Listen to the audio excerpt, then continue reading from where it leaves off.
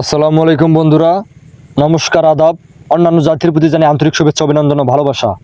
যে যেখান থেকে এই মুহূর্তে আমার এই ভিডিওটি দেখতেছেন, সকলকে জানি প্রাণ ঢালা ভালোবাসা, অভিনন্দন। আশা করি মহান আল্লাহ তাআলার অশেষ রহমতে আপনারা অনেক ভালো আছেন, সুস্থ আছেন।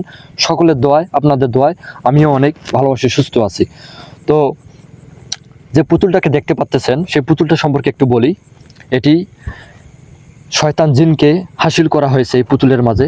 হাসিল করে আমরা বশীকরণ চালান কাজ একটি করলাম।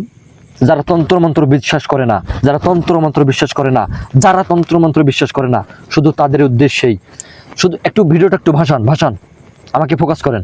শুধু তাদের উদ্দেশ্যেই বলবো, তাদের উদ্দেশ্যেই বলবো, আপনারা যারা বিভিন্ন জায়গায় বিভিন্নভাবে প্রতারিত হয়েছেন, একটিবার হলেও আমার কাছে, তান্ত্রিক গুরু আলাউদ্দিনের কাছে একটিবার হলেও আসবেন। স্ক্রিনে দেওয়া নাম্বারে আমার সঙ্গে যোগাযোগ করবেন।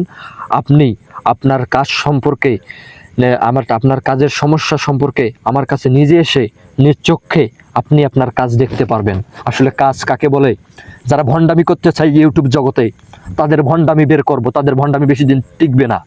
কাজেই আপনাদেরকে বলবো, আপনারা প্রতারিত হবেন না। দয়া করে বলবো, আপনারা কেউ প্রতারিত হবেন না। কোনো ভণ্ড কবিরাজ তান্ত্রিকের কাছে টাকা পয়সা অগ্রিম দিয়ে প্রতারিত হবেন না।